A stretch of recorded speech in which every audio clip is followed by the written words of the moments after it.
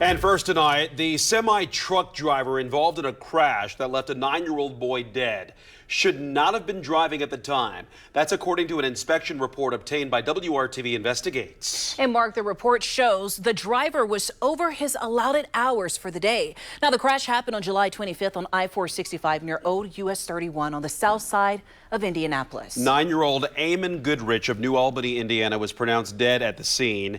His dad and little sister were both injured. A preliminary crash report says a truck driver was speeding in a construction zone when he crashed into the family's car. He works for Forward A2B Inc., a trucking company from Bentonville, Illinois. WRTV Investigates Kara Kenny obtained new documents in the case and explains why those findings are so important. I filed a records request and obtained this 5-page vehicle examination report. Indiana State Police did the inspection after the crash and found the truck driver was on the road longer than he was supposed to be.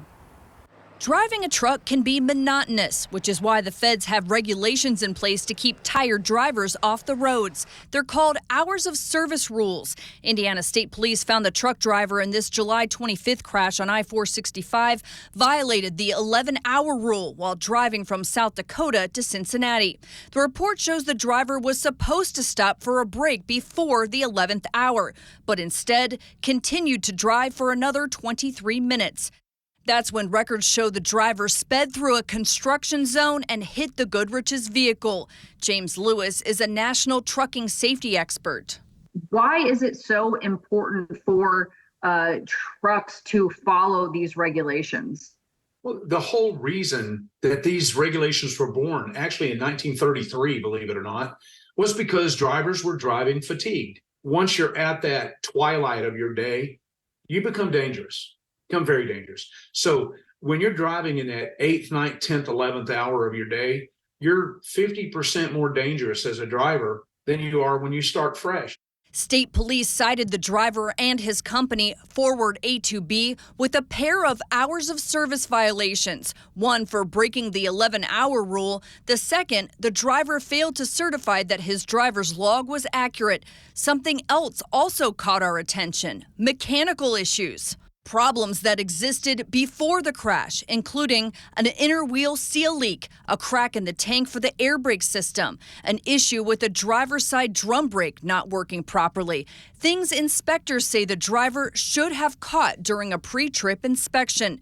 State police issued a violation for expired annual inspections. They're supposed to have one every year, but the last one was in March 2023.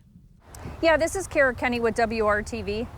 I spoke with Indiana State Police. They say the defective brake did not cause the crash. The report lists speeding as the primary cause. As for repercussions for the driver and company, these inspection violations are similar to a traffic ticket. However, Indiana State Police tells me this inspection report is also part of the criminal investigation into the crash.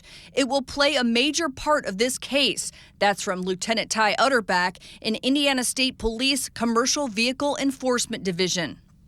WRTV Investigates called Forward A2B. The person who answered told us to call back. We did, but still have not been able to reach anyone. We also sent an email and have received no response. We are not naming the truck driver because he has not been criminally charged. I did reach out to the Goodrich family spokesperson, and they said they're not ready to talk about this report yet. In fact, they just held funeral services for Eamon on Saturday. Kara Kenny, WRTV.